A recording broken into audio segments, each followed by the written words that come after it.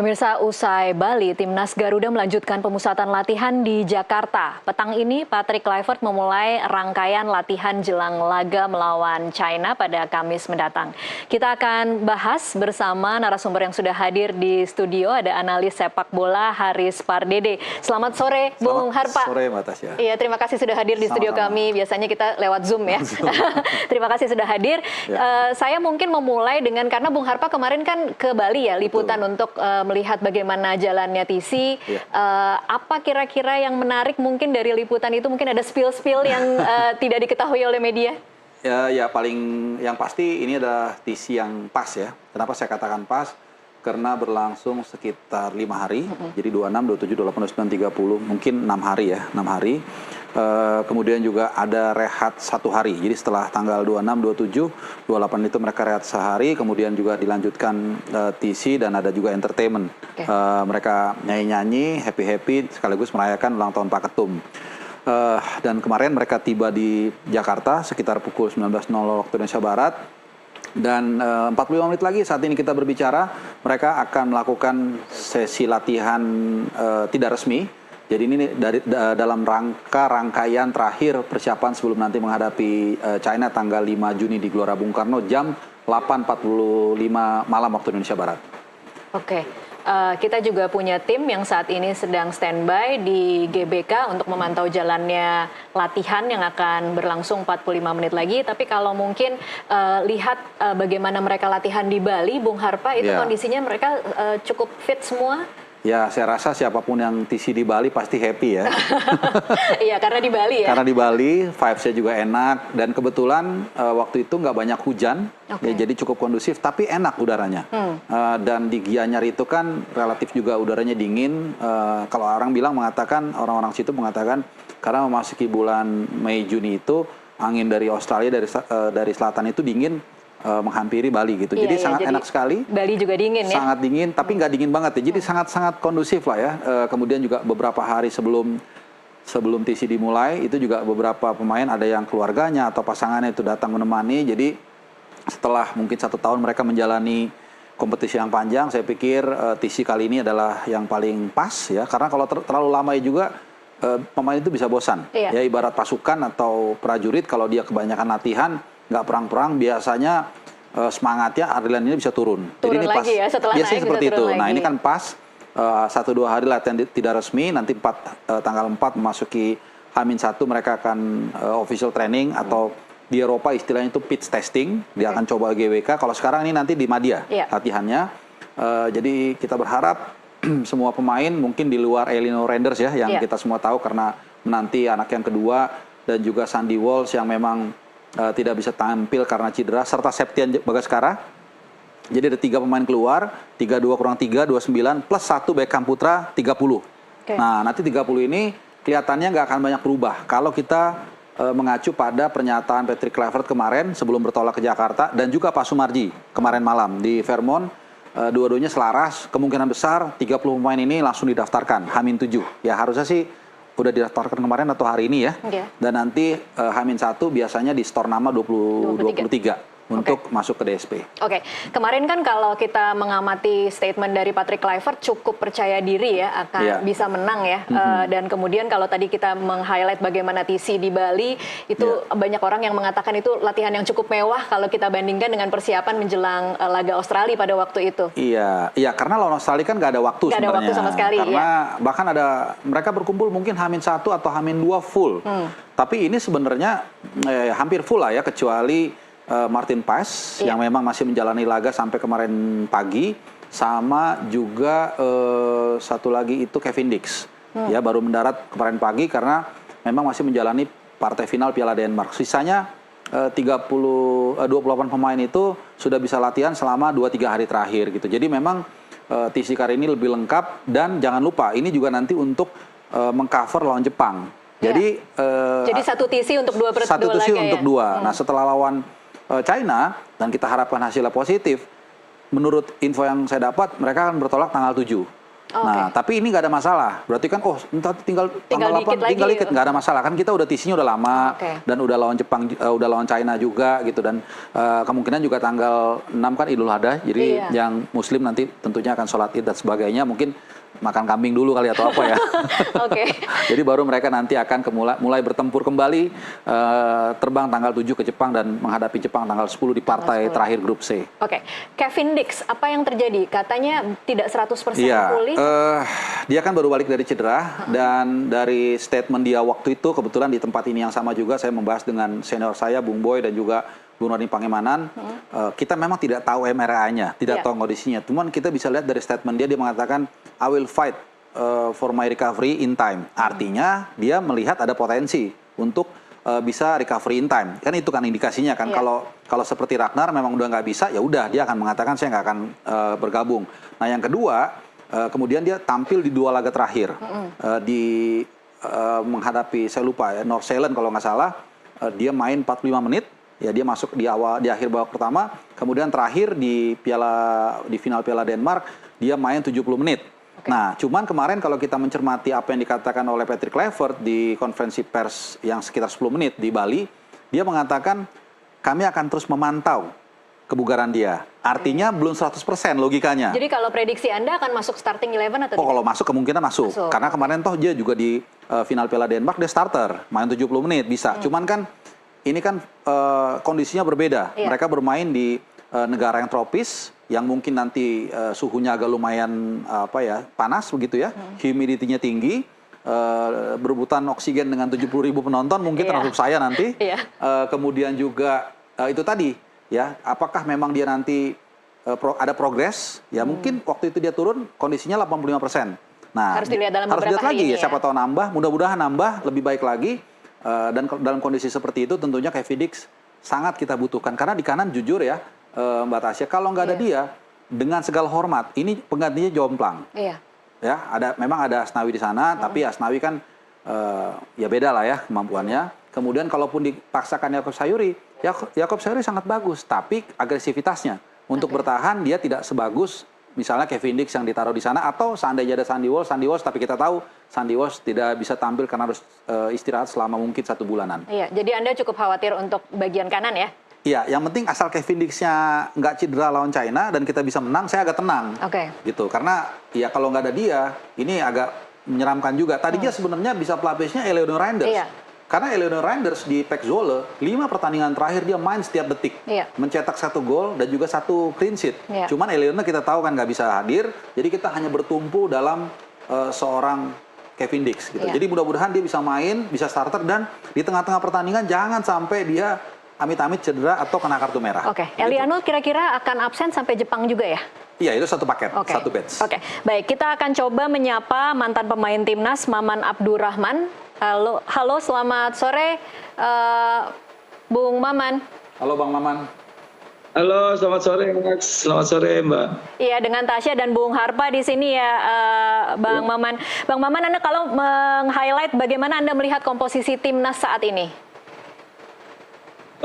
Saya melihat kompetisi timnas sekarang ya cukup baik ya, apalagi selesai kompetisi secara mereka konsentrasinya lebih ke tim nasional, dan saya pikir cukup bagus.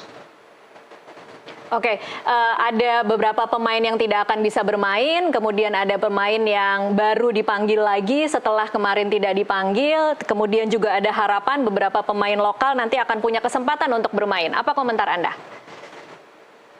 Komentar saya sebagai mantan pemain tim nasional, saya selalu percaya sama teman-teman saya misalkan ya.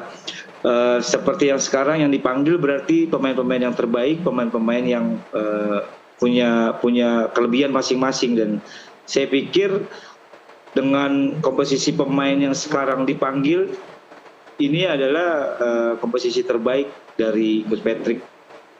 Oke, kalau sebagai mantan pemain timnas, Bang Maman, Anda melihat pengaruh TC kemarin di Bali yang cukup panjang, cukup mewah. Beberapa pengamat mengamati bahwa ini kan persiapan yang cukup pas lah dengan lama durasi dan lokasi di Bali. Kira-kira apa sih pengaruhnya terhadap kualitas permainan para pemain dan juga kualitas kekompakan dan chemistry antar pemain? Ya, saya pikir sih mungkin ya. Yang pasti mungkin pelatih lebih ke bagaimana cara tim pelatih membuat pemain lebih enjoy ya. Karena di sana mungkin sedikit ada ya maksudnya lebih enjoy, lebih selalu bersama TC dengan jangka waktu yang hampir 1 minggu ya. Saya pikir itu cukup bagus untuk chemistry setelah sekian minggu tidak bersama, dan itu suatu yang bagus. Kalau dibandingkan dengan zaman Anda dulu seperti apa, Bang Maman? Zaman saya dulu malah kadang lebih lama ya. Kadang lebih lama, kadang lebih lama persiapannya. Karena kan tapi kan semuanya pemain lokal. Kalau sekarang kan banyak pemain yang di luar, jadi hanya sebentar aja. Tapi saya pikir itu waktu yang sebentar itu dengan tempat yang saya pikir cukup bagus untuk merefresh mereka setelah kompetisi yang padat. Saya pikir itu cukup bagus untuk secara lebih enjoy lagi untuk mereka. Oke, gitu. Kalau dulu berarti waktunya lebih lama, kemudian pemainnya memang pemain lokal semua, rasanya memang lebih cepat untuk membangun chemistry atau seperti apa, Bang Maman? Ya, sebenarnya bahasa sepak bola itu mudah ya. Yang paling penting bagaimana menyamakan cara bermain pelatih bisa cepat mereka menerimanya gitu. Dan sejauh ini dari 2 pertandingan yang saya lihat sih cukup baik ya. Peningkatannya dari yang sebelumnya kalah kemudian menang, grafik permainannya saya pikir menanjak ya. Oke, saya kembali lagi ke Bung Harpa sekarang untuk pertanyaan yang sama tadi soal bagaimana ada pemain yang tidak bisa bermain. Kita tadi sudah highlight yang akumulasi kartu kuning, yang kemudian ada 2 lainnya karena masalah keluarga dan juga cedera. Tapi juga ada nama-nama baru yang masuk dan dipanggil lagi dari pemain-pemain lama yang kemudian dipanggil lagi. Kira-kira kalau Bung Harpa mencoba menduga-duga starting 11-nya Patrick Kluivert ini akan memberikan kejutan atau sebenarnya kira-kira komposisinya akan sama saja? Saya pikir 7-8 pemain akan sama. Akan sama, Di bawah Mister Gawang, Emil, trio JJR, Justin Jay sama Rido. Mungkin hanya Rido yang agak sedikit debatable nih. Ada yang mengatakan mau coba Hilgers, tapi rata-rata saya tahu banyak kan lebih memilih Rido lah. Gitu ya. Kalau kita lihat dia lebih kompak, lebih paham dengan Jay dan sebagainya. Kemudian di kiri juga Verdong, di kanan Dix, dengan harapan dia tidak ada masalah. Double pivot, Tom Hai dan Joe Pelupesi, saya pikir ini no debat. Apalagi Joe Pelupesi sangat senang lihat pemain seperti itu. Dan target man-nya Ole. Nah ini udah firm kan? Tinggal kita mencari siapa pengganti Marceng, siapa pengganti Ragnar. Pengganti Ragnar ini bisa ada 2 nih menurut saya. Pertama Lili Pali, karena dia bermain memang di posisi LW. Meskipun memang musim terbaiknya adalah musim lalu nih. Kalau kita lihat dari best performance-nya di Borneo, musim lalu dia cetak double digit gol dan juga assist. Ya cuman musim ini dia baru balik dari cedera juga, usianya juga sudah 35-36, ya masih bisa main. Cuman kita nggak tahu nih apakah bisa main 90 menit secara intens. Tapi posisinya apple to apple. Atau Dean James. Ya, Dean James kita tahu aslinya dia adalah seorang left winger. Meskipun di Go Ahead Eagles di klubnya dia bermain sebagai left back. Ya, jadi dia punya kemampuan untuk turun naik yang cukup baik, dan ini akan bersinergi dengan baik juga dengan Calvin Verdong. Nah, pengganti Marceng ini agak variatif nih. Kalau kita lihat pooling, saya pernah sempat lihat pooling, lalu diskusi juga teman-teman, rata-rata macam-macam. Tapi biasanya mengerucut ke satu pemain, Egy. Karena Egy juga kita tahu di Dewa cukup gacor dengan 12 gol. Posisinya juga mirip dengan Marcelino Ferdinand, walaupun tidak menutup kemungkinan juga sebenarnya tadinya Eliano. Karena lawan Australia, lawan Bahrain dia cukup bagus nih memerankan pemain nomor 8. Ya, dan satu lagi adalah Ricky Kambuaya. Cuman kalau Ricky yang dimainkan, mungkin nanti agak sedikit mengubah komposisi di tengah. Bukan tidak mungkin dia agak lebih ditarik ke tengah sebagai MC. Nah nanti mendorong Tom Hai lebih leluasa untuk ke depan gitu. Jadi saya pikir dia area antara pengganti Ragnar dan Marceng lah yang nanti akan membuat pelatih ini agak sedikit mungkin berdiskusi juga antara mungkin Alex Pastoor, Danny Lansat dan juga Patrick Kluivert, dan bukan tidak mungkin nanti diputuskan berdasarkan persiapan terakhir. Ya, kadang-kadang mungkin kita nggak ngelihat yang di luar pelatih, tapi di dalam tahu nih, oh kondisi pemain yang ini ternyata lebih siap, mental lebih bagus, kita pasang dia bisa juga seperti itu. Oke. Kalau Bang Maman mungkin bisa share, bisa berbagi kira-kira kalau pemain-pemain harus ada yang tidak bisa bermain karena akumulasi kartu kuning, kemudian ada juga yang cedera, kemudian harus ada yang menggantikan. Apa sih sebenarnya yang dilihat oleh pelatih? Tapi kita akan sambung usai jeda azan maghrib. Kita break dulu azan maghrib untuk wilayah Jakarta dan sekitarnya. Pemirsa tetaplah bersama NTV Prime.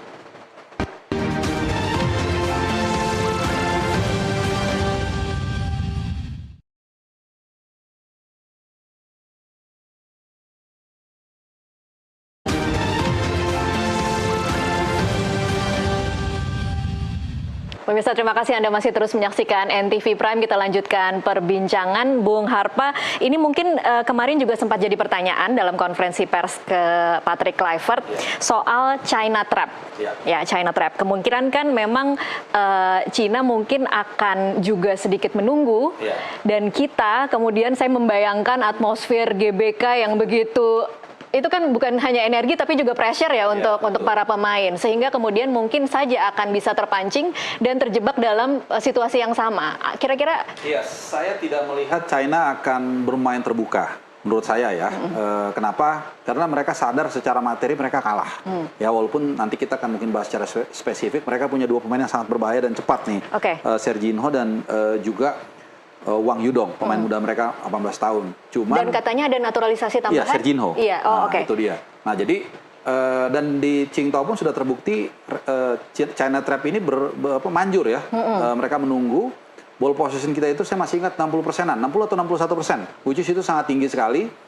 Tapi kemudian kita kena counter gol kedua. Ya, gol ke-1 memang ada personal error. Dan seperti biasa memang China menerapkan pemain seperti itu. Nah, masalahnya adalah di bawah kepelatihan Alex Pastoor yang kita tahu otaknya di bawah kepelatihan Patrick Kluivert yang mana otaknya kita tahu adalah Alex Pastoor, ini pragmatis. Ya, makanya kita lihat ketika kita menghadapi Bahrain, kita kalah ball possession, tapi kemudian kita secara klinikal kita bisa memaksimalkan counter attack itu. Ya, kita mesti ingat kan dari Joao Pelupesi direbut, kasih ke Tom Hai long ball diagonal ke Marcelino, kemudian Marcelino nge-slice umpan ke Ole dan langsung gol.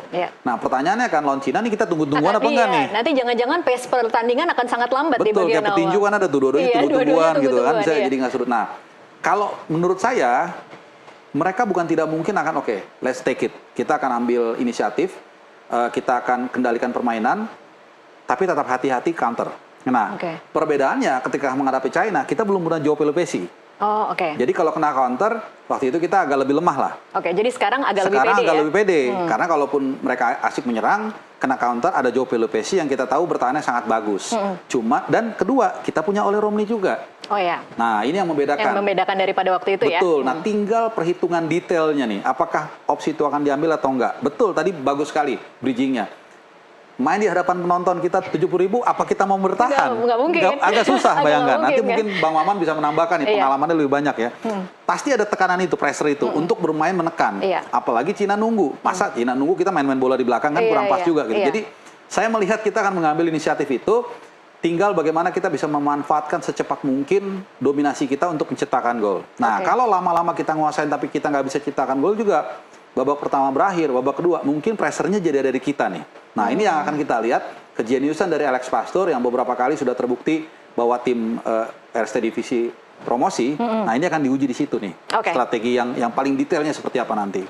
Saya ke Bang Maman sekarang. Bang Maman, kita kan pernah masuk jebakan Cina pada waktu itu, kemudian bermain dengan menyerang, tetapi kemudian kita kebobolan. Nah, sekarang mungkin dari pengalaman Anda sebagai pemain, ketika bermain di kandang dengan pressure pemain, dengan pressure dari para pendukung, para supporter, apakah kemudian harus seperti apa pemain mengendalikan diri agar tidak kemudian terjebak gugup, kemudian bermain dengan tidak sesuai dengan arahan coach misalnya?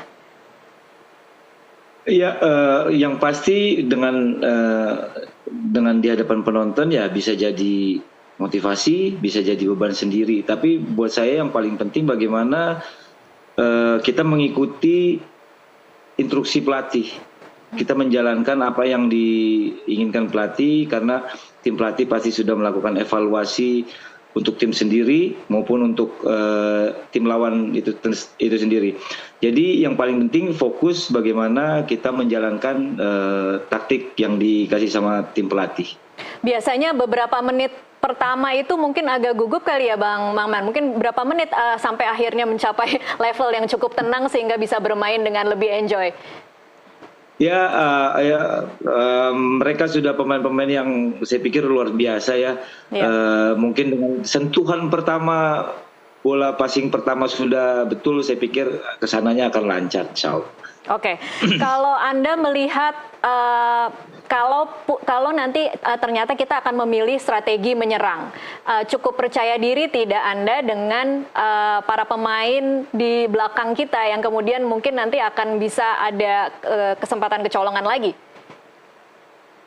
Ya, kalau melihat dari pertandingan pertama melawan Cina, kita memang punya ball position lebih bagus dari tim China.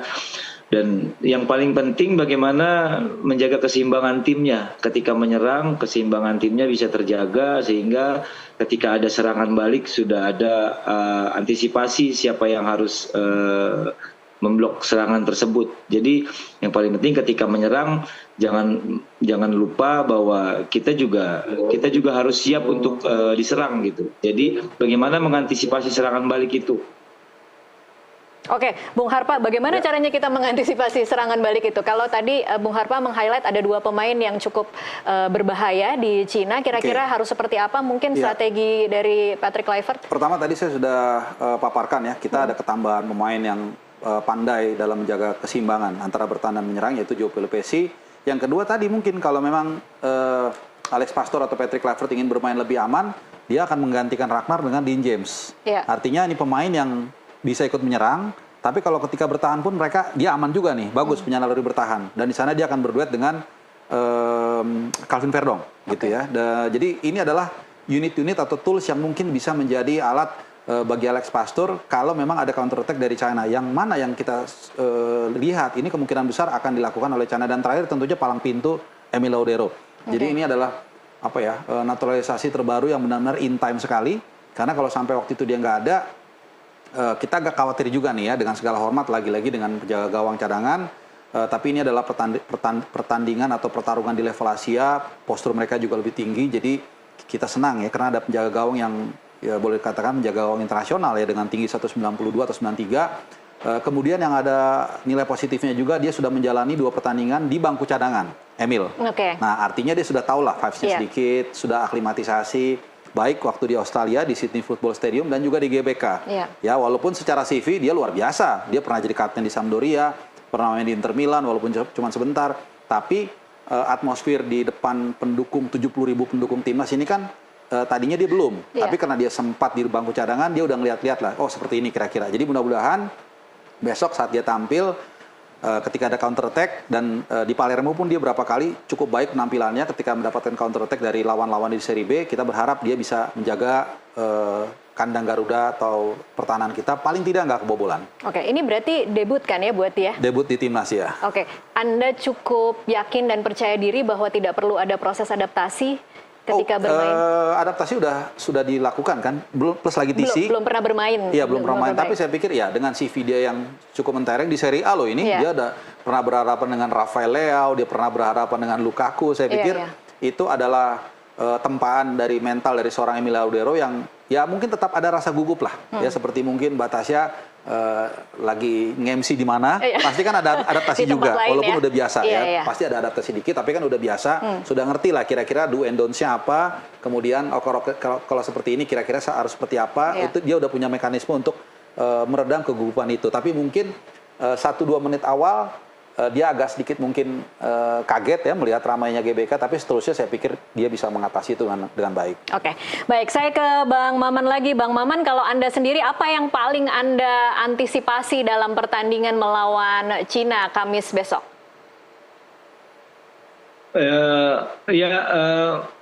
mungkin serangan balik itu ya, karena seperti yang Bung Haris bilang tadi, ada 2 pemain yang cukup bagus, dan saya melihat di pertandingan pertama pun mereka pintar memanfaatkan peluang sekecil apapun. Jadi teman-teman di timnas harus benar-benar waspada ketika menyerang, benar-benar harus menjaga keseimbangan untuk serangan balik mereka. Oke. Saya ingin bahas mungkin 1-2 pemain yang kalau kemudian nanti misalnya kita mendapatkan kejutan atau misalnya kemudian keadaan bisa dikuasai dengan cepat, apakah kemudian Patrick Kluivert akan memberikan kesempatan beberapa pemain lokal untuk debut di laga melawan Cina? Iya, di awal tadi kan kita sudah berbicara mengenai starting 11 ya, yang kemungkinan kita sudah bisa tebak lah ya, 7-8 pemain. Lantas siapa kira-kira pemain cadangan ya yang mungkin bisa akan diberikan kesempatan? Ini saya bukan berdasarkan urutan ya, tapi yang di kepala saya aja. Pertama, tapi boleh berimajinasi liar loh. Boleh saya bebaskan siapa saja. Di belakang ya, kalau memang dicadangkan, maka Hilgers ini sangat penting. Ya, kalau memang dia tidak dipasang sebagai starter. Kalau dia starter, berarti kan digantinya Rido. Berarti Rido yang akan punya punya kesempatan urutan pertama untuk tampil kalau ada apa-apa. Lalu yang kedua ada Beckham Putra, ya, karena di posisi nomor 8 ini kalau memang Egy yang dimainkan, maka antrian berikutnya dia. Ya, kemudian Yakob Tapi hanya dalam posisi cadangan ya berarti, Bung? Iya, dalam posisi cadangan. Kemudian yang mungkin juga punya kesempatan untuk tampil Yakob Sayuri. Yakob Sayuri ini turning point-nya adalah ketika Malut United itu mengalahkan Persis Solo di Manahan kemarin. Dia tampil sebagai attacking midfielder. Dalam 8 menit dia mencetak 3 gol, tapi bukan itu aja. Kalau kita lihat mainnya, dia ikut ngepres, dia ikut buka ruang, dia ikut ganggu lawan, dia ikut passing juga. Jadi bukan tidak mungkin juga dia mendapat kesempatan dan do something. Last but not least, walaupun mungkin agak sedikit plot twist atau apa ya, saya nggak tahu istilahnya. Gambling apa? Tata Marhan. Oh, oke. Ya, we never know ya, karena kita lolos bagaimanapun juga lawan Vietnam kan gara-gara lemparan ke dalam dia, kemudian Egy ngegolin. Nah, kita nggak pernah tahu ya, doesn't matter mau dari langit kayak mau dari mana. Kalau memang tiba-tiba kita mentok, katakanlah 0-0, masukin dia, siapa tahu lemparan ke dalamnya mujarab, jadi gol nggak ada masalah juga gitu. Jadi itulah mungkin beberapa pemain yang bisa saja ya kita nggak terlalu mantau, tapi kemudian ketika dia ditampilkan, they give something yang sangat penting buat hasil positif kita dari China. Pertanyaan besarnya mungkin, beranikah ke Patrick Kluivert menerjunkan orang-orang yang sebenarnya mungkin secara kualitas bisa ditempatkan di posisi kedua begitu ya, di posisi cadangan. Iya, gitu. itu sangat tergantung dari pengalaman mereka, kemudian dinamika di lapangan. Ya kan kita nggak tahu nanti di lapangan seperti apa, lawan juga mainkan bola seperti apa. Lalu yang ketiga intuisi juga. Ya mungkin kalau kita sedikit mau flashback ke 26 tahun lalu di final Liga Champions 99, kita masih ingat Sir Alex Ferguson masukin oleh Gunnar Solskjaer dan juga Teddy Sheringham. Kemudian tiba-tiba all of a sudden mereka ngegolin masing-masing dan akhirnya menang. Kita nggak pernah tahu. Gitu. Jadi semua itu akan sangat bisa jadi akan dibedakan oleh hal-hal kecil, bahkan hal yang mungkin di pikiran kita itu nggak kita bayangkan. Tapi disitulah kemampuan dari pelatih, kalau dia sudah sampai bisa punya intuisi, kayaknya nggak, ini harus begini dimasukin, ubah jalannya pertandingan, dan mungkin saja bisa memberikan perbedaan. Akan sangat menarik sekali, akan menjadi pertandingan yang sangat menarik sekali. Nggak sabar banget ya. Nggak sabar banget. Iya betul. Bang Maman mungkin mau menambahkan kira-kira kalau dalam bayangan terliar Bang Maman, siapa yang Anda harapkan kemudian bisa dimainkan dalam laga melawan Cina besok?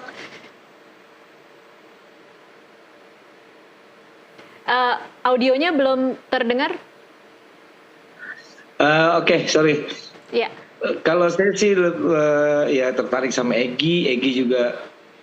Egy cukup produktif di Liga ya. Ricky Kambuaya di penampilan terakhirnya cukup bagus. Terus Yakob Sayuri juga hat-trick di pertandingan terakhir dan Beckham membawa timnya juara. Mereka punya kesempatan yang bagus, mereka punya peluang yang bagus, dan saya sih lebih ke ini Ricky Kambuaya sih. Ricky Kambuaya, oke. Baik, Bang Maman ditahan dulu, kita saat ini sedang menyaksikan gambar live Timnas yang saat ini memasuki lapangan Stadion Madia, Gelora Bung Karno, Jakarta. Iya. Boleh dikomentari. Ya, jadi ini kita lihat ada Om Simon Tahamata, Iya. Kepala scouting kepala ya? scouting dari tim nasional kita, dan juga pelatih tim nasional Indra U23 Indra Safri berduet dengan Vandenberg. Dan memang dijadwalkan 18.15 waktu Indonesia Barat akan dilangsungkan latihan tidak resmi perdana di Jakarta. Jadi kita lihat hampir semua pemain datang bersalaman dengan Om Simon tadi. Iya. Dan ya, Latihan tidak resmi itu apa sih Bung Harpa sebenarnya? ya di luar H-1. Oke, latihannya akan latihan yang sebenarnya istilah aja. Oh, oke. Istilah. Biasanya itu dilakukan tidak di lapangan yang akan dipakai. Makanya ini mainnya di Madia. Iya. Nah, H-1 itu harusnya main di atau latihan di lapangan yang akan dipakai. Kalau di Eropa itu istilahnya pitch testing. Jadi biar mereka benar-benar bisa merasakan benar-benar lapangannya, rumputnya, bahkan juga dia bisa lihat, oh stadionnya seperti itu, kira-kira ramai seperti mana. Jadi mereka punya bayangan nanti pertandingannya seperti apa. Jadi kalau H-3, H-5 boleh aja mereka. Bahkan kita di Bali kan latihannya kemarin kan, mau di mana aja bebas sampai nanti H-2, H-1 baru mereka biasanya akan coba lapangan yang akan dipakai, dalam hal ini GBK. Iya. Ya. Ada pelatih kiper juga, kita lihat lengkap Pelatih semua kiper. di sini. Ada Pak Sumarji juga, Pak manajer Sumarji timnas. ada di situ. Ya, Seharusnya dan- kita berdialog dengan Pak Sumarji. Ya, pasti ini beliau sibuk ya. Iya. Ini kiper kita ya? Ya, kelihatannya dia akan diminta oleh MO-nya timnas untuk memberikan statement kepada wartawan. Nah, Oke. ini menarik ya. Kita Iya.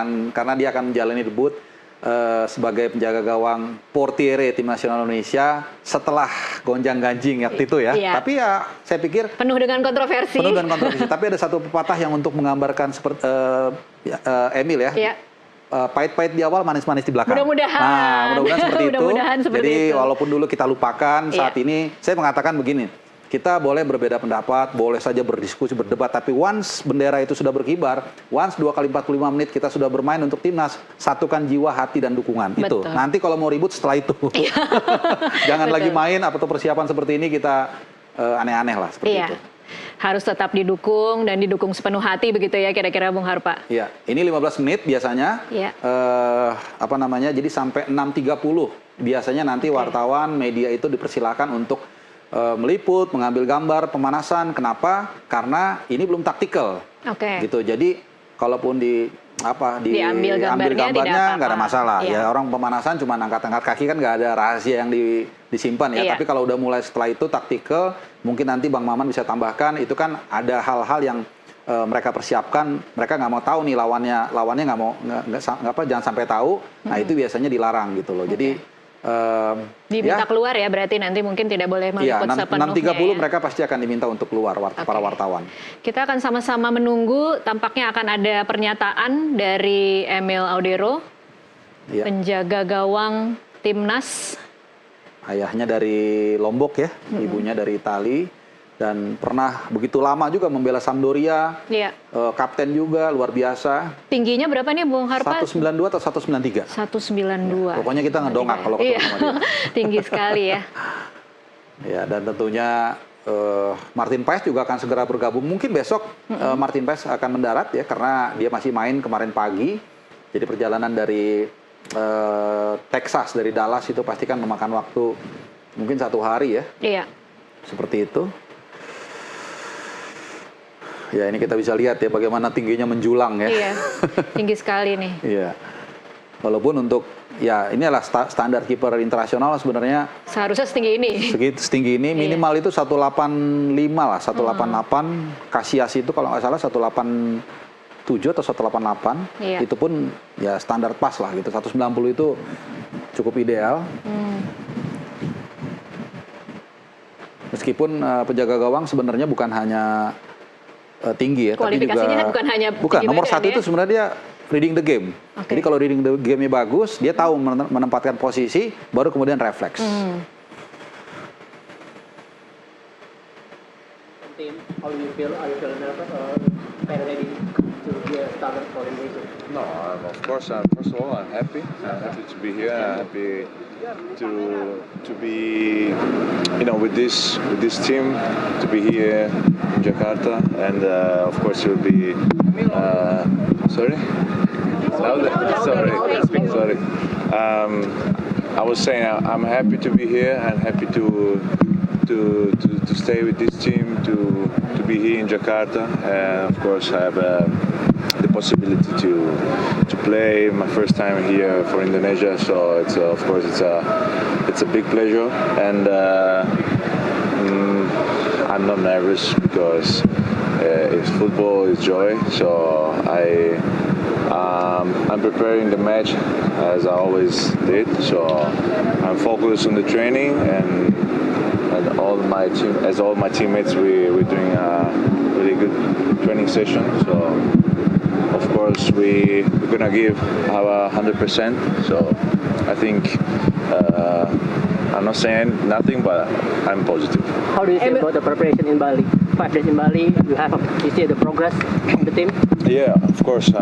We've seen the progress because if we compare the last time in March, of course we didn't have so much time. A lot of new guys, plus me, we were new. The coach as well was his first time. So I think last week in Bali we had the possibility to train and know each other very well. So of course time helped us to give us more information about our teammates, and of course we create that feeling, that important feeling that we need on the game. So as I said, I'm positive. Everybody here are really happy to be here. That's the most important thing. Emil, tomorrow against China will be your debut or first time with the national team. Is there any pressure that you're feeling against for this match? And is there any support that you got from all your teammates in the national team for your debut tomorrow?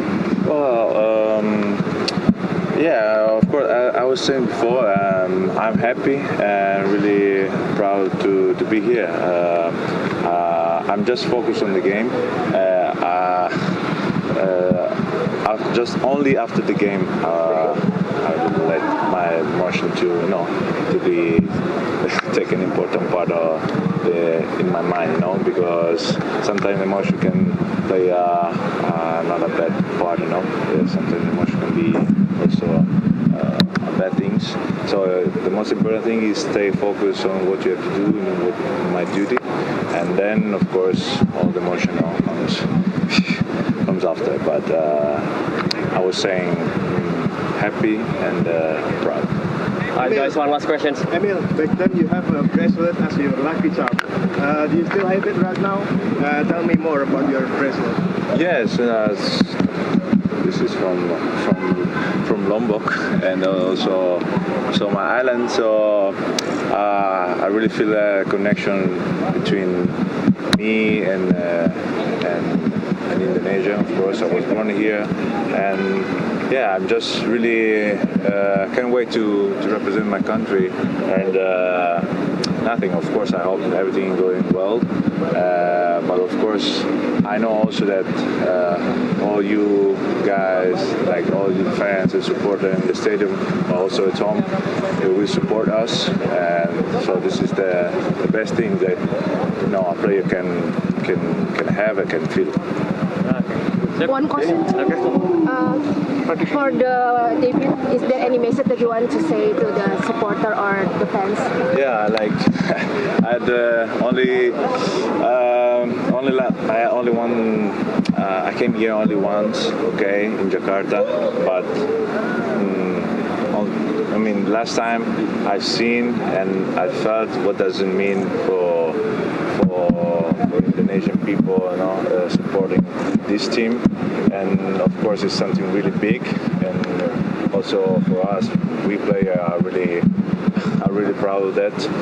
Just an incredible atmosphere, an incredible feeling that we have during the game, but especially after the game, everybody together, just one thing, big connection between players and fans and supporters. So I just want to say thank you, and of course keep pushing and supporting us, because it can be like our 12 players on the pitch. Okay, thank you so much. Thank you, guys. Good luck. Okay, bye bye. Waiting for Emil. Iya, pemirsa, itu tadi pernyataan dari Emil Audero kiper dari Timnas Indonesia. Mungkin bisa saya rangkum sekali lagi dalam bahasa Indonesia. Tadi Emil mengatakan dia senang berada di sini, berada bersama tim ini di Jakarta, akan bermain untuk pertama kalinya, dan dia mengatakan akan fokus memberikan 100% untuk pertandingan besok. Dan memang dibandingkan Maret lalu, saat ini kemarin dia mendapatkan waktu yang cukup panjang untuk berlatih di Bali. Emil juga mengatakan itu merupakan kesempatan untuk mengenal satu sama lain antar pemain.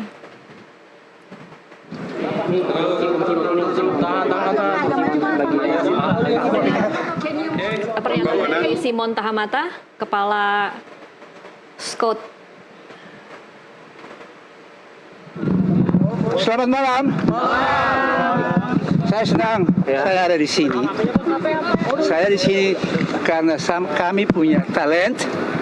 Kami punya talent, dan Coach Patrick tanya saya, mungkin kali saya mau ikut dengan Patrick di sini. Saya bisa kembali di Ajax, tetapi kami mau pulang kembali di sini. Tolong Patrick dengan dia teman-teman di sini, collega's. Dari itu kami ada di sini untuk tolong Indonesia dan juga anak-anak muda. Mulai dari di Belanda, mulai dari di bawah 8 tahun, di sini 8 di bawah 13, 15 anak itu terlambat. Juga Patrick tanya saya, terus mau kasih saat melatih Patrick, saya main bola dan dorong saya banyak dari Ajax. Sebenarnya bilang bawa Ajax di sini, buat tolong Indonesia, timnas mau bermain mundial. Dari itu saya di sini. Saya ada politik. Saya ini buat sport. Saya mau Indonesia mau kemuka. Ini tanah Indonesia akan besar. Saya kalau di dalam hotel pilih mau, saya hilang jalanan. Oke. Bisa mulai dengan pertanyaan. Ada pertanyaan untuk Ya. Kalau melihat dengan talenta yang ada di timnas senior sekarang, khususnya melawan Cina, Om Simon melihat bagaimana peluang Indonesia untuk melawan Cina? Apakah bisa menang, meraih 3 poin untuk bisa lolos ke Piala Dunia? Saya mau pakai anak-anak orang-orang yang jadi memang Indonesia, bukan Cina, bukan Belanda. Dari itu mesti mulai dengan anak-anak muda. Sekarang memang orang ada dengan orang di sini, Belanda di Cina kan siapa, orang bisa tolong Indonesia menang Cina dan Jepang. So itu kan paling penting. So kalau orang sudah boleh ikut dengan World Champion atau bisa kerja dengan anak-anak muda-muda. Itu akan di sini, sama di sini. Om Simon, untuk target nanti yang bakal di scouting, pemain-pemain fokus di keliling Indonesia atau yang ada juga di luar negeri, kira-kira dari Om Simon sendiri? Saya mau tinggal di sini saya. Di sini, orang di sini kalau ambil, saya tidak apa bahasa, orang di rumah sana di Belanda, omong bahasa pasar. Sini bahasa tinggi, toh. Kalau toh bawa balan Belanda, maka si mengaku kan bisa bicara, toh. Apa bisa? Tidak bisa. Dari itu, kalau toh tanya mau pakai anak-anak main bola dari luar Indonesia, tidak. Saya tidak mau. Kriteria pemain seperti apa yang akan diambil? Bagaimana? Kriteria pemain seperti apa yang akan diambil? Pemain seperti apa yang Om Simon suka? Saya suka 4-3-3 sistem. Kiri luar, kiri kanan, striker, 3 midfielders dan 4 defense dengan goalkeeper. Playernya seperti apa? Mungkin yang gesit atau mungkin yang kuat dalam tenaga gitu, mungkin kira-kira Om Simon. Karakter. Oh, di sini No. Karakter pemain yang nanti mau di Scouting seperti The apa? kind of players that you want to scout. Yeah. I want to ask me in English. Okay. I want to select players who can use his both feet, technical very good, mentally have to be a winner. Everything what a professional player needs, I want to give it to him because I was also look at me. I'm still the smallest. Saya tinggal kecil buat sama bermain melawan orang-orang yang tinggi-tinggi, saya tuh kecil tuh. Saya mesti pakai sengaja layang, mesti pintar, mesti apa nih. Dari itu sama kayak bilang kalau ada kecil satu gini, anak 12 tahun, kan mungkin dia bisa bermain under di bawah 18, bisa tuh. Saya juga gitu. Oke, thank you, Simon. Saya bilang in English, a lot of sukses buat semua orang di sini. Thank you. Oke, Om Simon, selamat datang kembali ke Indonesia. Iya, itu tadi pernyataan dari Simon Tahamata, Kepala Scouting Timnas Indonesia, yang mengatakan bahwa dia sangat senang berada di sini. Dia mengatakan dia akan membantu Indonesia menemukan anak-anak muda, dan yang menjadi target dari scouting dari Simon Tahamata adalah para pemain yang mempunyai teknik bagus dan juga bermental juara. Saya ke Bung Harpa mungkin untuk memberikan sedikit komentar. Ya, pertama soal Emil dulu mungkin Iya, ya. Tadi boleh. saya agak ada yang menarik bahwa dari beberapa pertanyaan dan jawaban yang paling punchline menurut saya adalah bagaimana dia menekankan kepada TC itu sehingga dia lebih banyak mengenal dengan rekan satu timnya, dan ini dibenarkan juga oleh Jahit Ses di konferensi pers kemarin. Dia mengatakan, to be honest, now I know more Emil than before, dan dia juga mengatakan sebelum proses naturalisasi Emil pun, Emil dan Jay sudah kontak-kontakan. Ini statement kemarin ya, Iya, di konferensi kemarin. pers ya. Dan memang Jay kan bahasa Italinya kan juga sudah bagus ya. Iya. Jadi pasti kalau saya jadi Emil yang paling duluan saya kontak adalah Jay. Sama-sama main di Itali dan juga sama-sama pemain belakang lah dan bisa bahasa Itali. Jadi pasti akan lebih nyambung. Nah, Iya. soal Om Simon tadi kita semua tahu dia akan menjadi kepala head scouting ya, kepala scouting, dan dia tadi sudah memberikan statement kalau saya nggak salah dia pengen di Indonesia nih. Iya. Mudah-mudahan dua. Jadi sekaligus dia lepas kangen dan juga semoga dia fokus untuk mengembangkan para pemain muda kita. Iya. Dan tadi sudah disampaikan I want to mentality winners kan. Kita lihat ya gayanya masih kelihatan sebagai pelatih ya, cara dia tepuk tangan, cara dia memberikan semangat, cara dia melihat, kita bisa lihat mantan pemain dan mantan sebenarnya bukan pelatih, head scouting, tapi mesti satu yang diingat, dia selama di Ajax itu lebih kepada technical. Oh, oke. Lebih kepada technical, jadi mengajari cara-cara dasar bermain sepak bola. Nah, tantangannya ada dua, karena dia sudah lumayan berumur nih, apakah masih relevan knowledge dan wawasan dia, dan kedua, apakah dia kemudian punya mata setajam elang untuk bisa melihat pemain di sekeliling Indonesia. Karena yang saya tahu ya, di Ajax itu dia sebenarnya sudah menerima pemain setengah jadi, pemain muda, disortir, kemudian dia latih secara skill dasarnya. Nah, itu kita masih belum tahu ya, akan seperti apa mekanisme dia men-scouting para pemain di seluruh Indonesia, kita tidak tahu. Makanya tadi pertanyaannya kan bagus dari salah seorang jurnalis ya, Anda akan lebih banyak di Belanda atau di sini. Itu dulu dari awal kan orang bingung nih, dia akan menjadi head scouting calon pemain naturalisasi atau dia akan mengembangkan pemain-pemain muda kita. Nah, ternyata jawabannya nomor 2. Nah, teknikalnya nanti seperti apa nih akan kita tunggu nanti. Oke. Bang Maman mungkin bisa kasih komentar tadi, sepertinya pernyataan dari Simon Tahamata, dia akan men-scouting pemain-pemain berbakat di lokal. Apa tanggapan Anda, kira-kira ini menjadi harapan baru bagi anak-anak muda yang saat ini penggemar bola?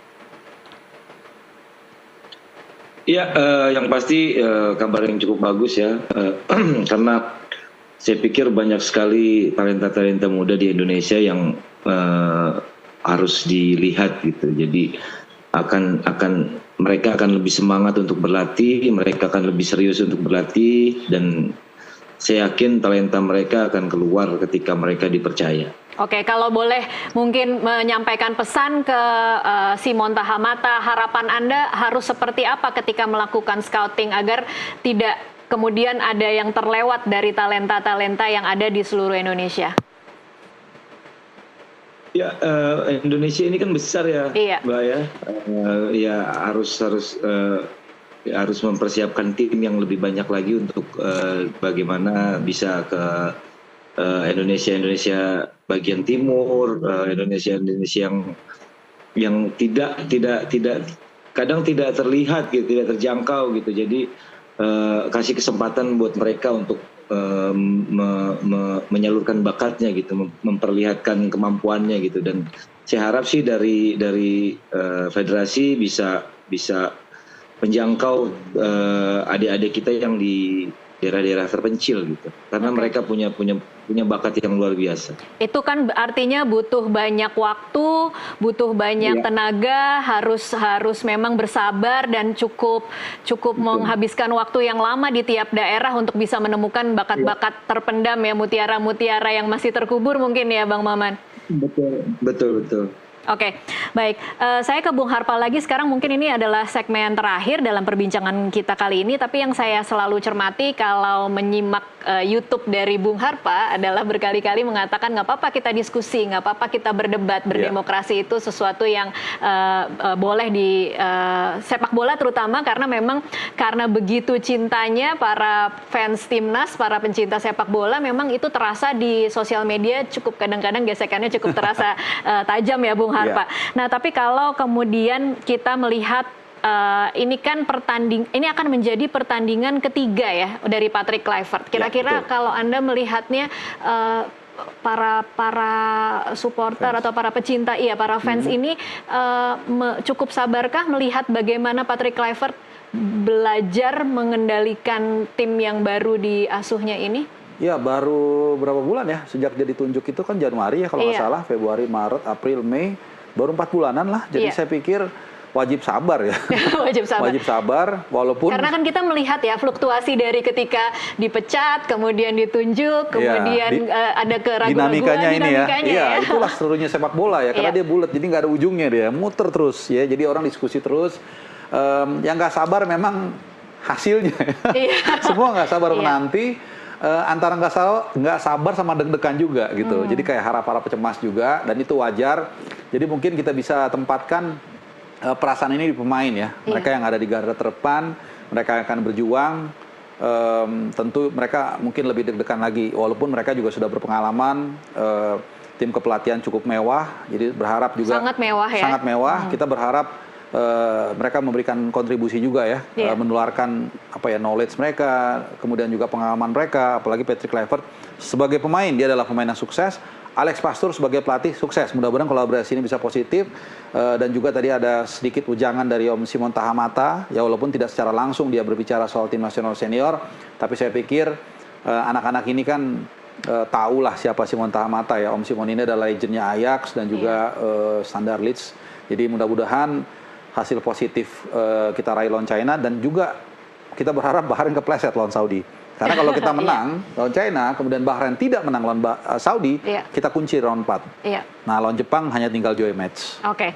Bang Maman mungkin mau menambahkan komentar soal bagaimana fans, kalau kita mungkin bisa menangkap aura fans itu di sosial media ya, begitu keras gesekan dan begitu tinggi harapan terhadap pelatih baru. Ini adalah pertandingan ketiga setelah kita melihat jatuh bangun Australia kemudian Bahrain. Akan seperti apa kira-kira antisipasi dari para fans ini di GBK jelang timnas melawan Cina pada Kamis besok? Ya, yang pasti kita support timnas karena mereka sangat butuh dukungan kita gitu. Jadi jangan support yang macam-macam, support aja yang positif, kasih semangat buat mereka, bagaimana mereka punya motivasi yang lebih. Itu aja sih dari saya. Oke. Kita sambil mengomentari ini, Bung Harpa mungkin bisa dilihat latihan kiper nih ya. Ya, saya malah terpaku dengan ininya, apa namanya itu, toolsnya itu dua itu, gambarnya seperti Subasa atau apa itu. Iya, apa nih dua?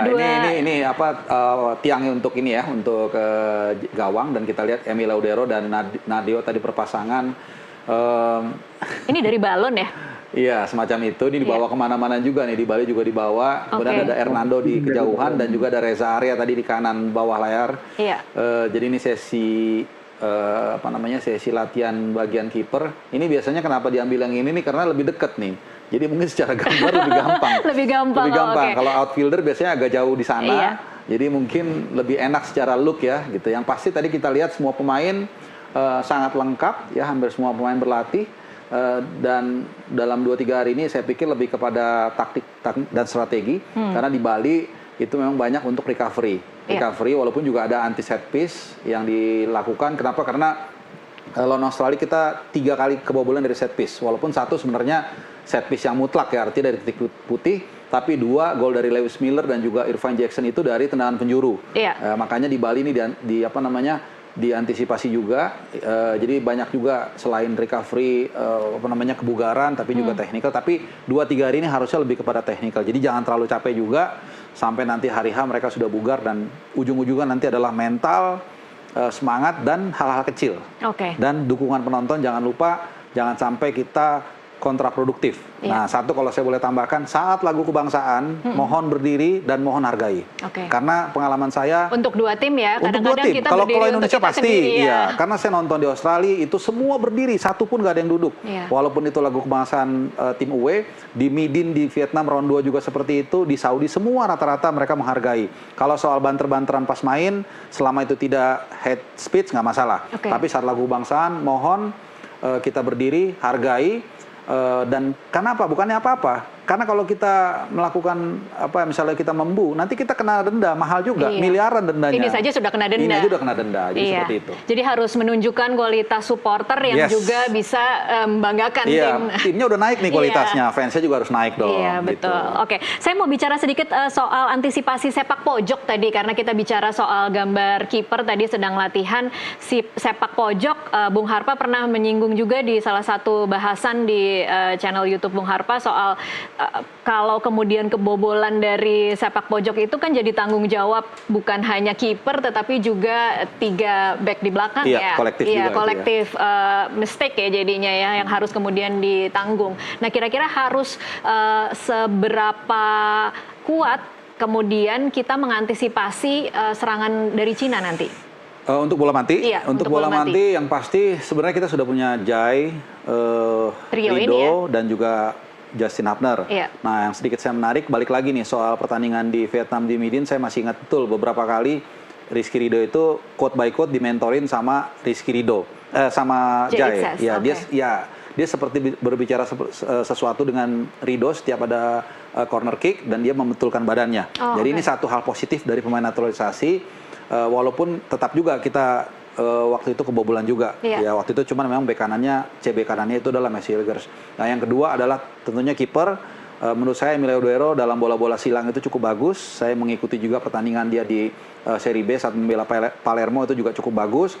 Dan yang ketiga jangan lupa ada Ole Romni nih. Ole Romni kan cukup tinggi ya. Jadi saat bola mati, saat kita dapat tendangan penjuru, lawan China dapat tendangan penjuru, Ole itu bisa kembali lagi, bisa kembali ke kotak penalti untuk membantu menghalau sepak pojok, dan juga ada João Pelopesi. João Pelopesi juga cukup tinggi. Jadi dan kekompakan siapa yang mengambil siapa, dan kemudian juga jangan fokus hanya ke bola. Ini kan sering banget tuh. Lagi-lagi nanti Bang Mama nanti bisa menjelaskan sebagai pemain belakang nih. Kadang-kadang pemain itu terfokus ke bola tapi nggak ngelihat pemain yang lari. Nah, ini yang mungkin ditekankan juga di di TC kemarin. Yang sebenarnya seharusnya videonya nggak bocor, tapi bocor juga. Bocor juga. Kemarin ada ya video bocor soalnya. Tapi ya mudah-mudahan tetap aman lah ya. Tetap kita bisa jangan sampai kebobolan lagi.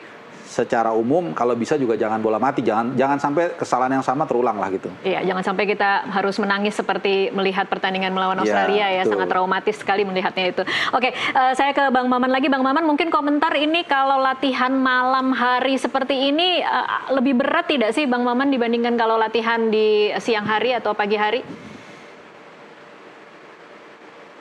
Sorry, keputus batasnya. Iya, kalau kita melihat timnas saat ini sedang latihan di Stadion Madia, ini kalau pengalaman Anda sebagai pemain, ini lebih berat tidak sih kalau dibandingkan latihan sore atau latihan pagi hari? Badan lebih kaku nggak? Sama aja sih ya, kalau menurut saya.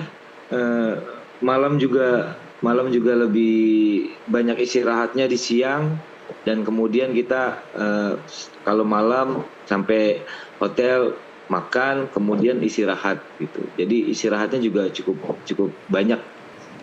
Oke, kalau mau menambahkan tadi Bung Harpa memformulasikan kira-kira jadi pemain belakang itu harus seperti apa mengantisipasi bola-bola mati. Mungkin bisa share sedikit pengalaman Bang Maman. Iya, kalau yang pasti di set piece menyerang maupun bertahan semuanya udah ada evaluasinya ya, udah ada analisanya masing-masing, dan itu pemain harus benar-benar fokus, benar-benar konsentrasi, karena kesalahan sedikit aja bisa jadi peluang buat lawan gitu. Dan yang harus kita antisipasi bagaimana lawan ada yang kita, bagaimana cara kerja kita, mungkin man to man kah, zona marking kah, itu yang harus benar-benar dikomunikasikan di ketika set piece itu. Dan kita juga harus mengantisipasi bagaimana lawan melakukan set piece itu. Mungkin juga lawan ada yang memblok pemain kita seperti yang dilakukan Arsenal itu, kita harus antisipasi semuanya seperti itu, dan itu jangan sampai salah sedikit pun, karena cukup fatal ketika melakukan sedikit kesalahan di set piece itu. Jadi harus benar-benar fokus, benar-benar konsentrasi. Oke, baik. Bung Harpa, kalau kemudian kita mendengar apa yang menjadi target Patrick Kluivert, realistiskah menurut Bung Harpa kira-kira nanti melawan Cina kita akan bisa meraih 3 poin? Iya, sangat realistis, dan itu sudah wajib kita menang. Walaupun sekali lagi saya sempat berdiskusi juga tadi dengan rekan ya, menang pun kita belum pasti lolos, seri pun kita belum pasti nggak lolos. Jadi ini tergantung dari hasil Bahrain dan Saudi. Memang betul kalau kita menang tentu probability kita untuk lolos lebih besar. Karena kita tidak mengekspektasi kita akan mengalahkan Jepang nih, walaupun Jepang akan turun dengan lapis 2, lapis 3 atau lapis apapun. Jadi memang sangat penting ya. Jadi boleh dikatakan, kalau saya mengatakan ini adalah pertandingan terpenting dalam sejarah Indonesia. Karena kalau menang ini bisa kuncinya adalah kita lolos round 4. Artinya kan kita sejengkal lagi menambah sejarah kita kan. Dulu masuk round 3 adalah sejarah, masuk round 4 sejarah lagi. Makanya saya katakan ini adalah pertandingan paling penting sejak Indonesia berdiri. Dan ya kita nggak ada bisa lain selain tadi yang kata Bang Maman bilang ya, mendukung sebagai fans, kemudian juga berdoa. Saya masih yakin dengan the power of praying gitu ya. Jadi dan kalau bisa hadir di stadion, dukunglah dengan baik. Kalau yang bisa nonton dimanapun, mau di Indonesia, dimanapun dari layar televisi, ya kita dukung dengan semangat dan dengan keyakinan begitu ya. Hanya itu mungkin yang bisa kita lakukan. Oke, baik. Bung Maman mungkin mau menambahkan closing statement, kira-kira harapan untuk para pemain yang akan menghadapi tim Cina Kamis besok. Iya, yang pasti selamat bertanding. Mudah-mudahan menang. Yang pasti saya dukung tim nasional bisa menang dan mereka bisa membuat sejarah lagi di Indonesia. Oke, Bung Harpa mungkin. Iya. Apa mungkin harapan bagi para pemain agar kemudian tidak memanfaatkan energi dari para supporter itu sebagai tekanan ya? Saya pikir enggak lah. Mereka sudah membuktikan kok waktu di Bahrain. Dengan dukungan 70.000 penonton itu. Ini kan soalnya ada bongkar pasang pemain nih yang agak bikin deg-degan ya sebenarnya, bukan formulasi yang sama dengan Bahrain sebenarnya. Iya, tapi seperti yang dikatakan Jai, nggak ada masalah. Dia pun memberikan contoh di Venezia, setiap minggu kadang-kadang pemainnya nggak sama juga. Jadi kita harus siap dengan segala kondisi, karena ada yang mengatakan pilot itu jago ketika justru keadaan darurat. Oke, jadi justru dalam krisis justru malah. Dalam krisis, dia akan diuji mentalitasnya, ketenangannya, kemudian semua pengalaman dan juga wawasan dia, knowledge dia akan keluar semua tuh dalam situasi darurat gitu. Tapi kalau dia hanya normal ya, taxing, take off, kemudian nggak ada turbulence, ya rata-rata orang akan gampang gitu loh. Nah ini yang akan kita uji, bukan hanya pelatih tapi juga pemain, bahkan juga supporter. Nah ini satu kesatuan nih. Jadi ya saya yakin kita punya peluang itu cukup besar. Dan tentunya dengan doa 280 juta rakyat Indonesia ya, seharusnya menang ya, walaupun penduduk China juga banyak juga. Kalau balap-balapan doa mungkin Cina lebih menang tapi ya kan? Kita lihat usahanya juga dilihat siapa yang lebih kuat ya. Oke, baik. Ini kita harus tutup perbincangan kita kali ini. Kami masih menantikan nanti ada konferensi pers dari Ketua Umum PSSI Erick Thohir. Kami masih menunggu, tetapi oke, baik, kita akan break dulu sejenak pemirsa, tetaplah bersama kami.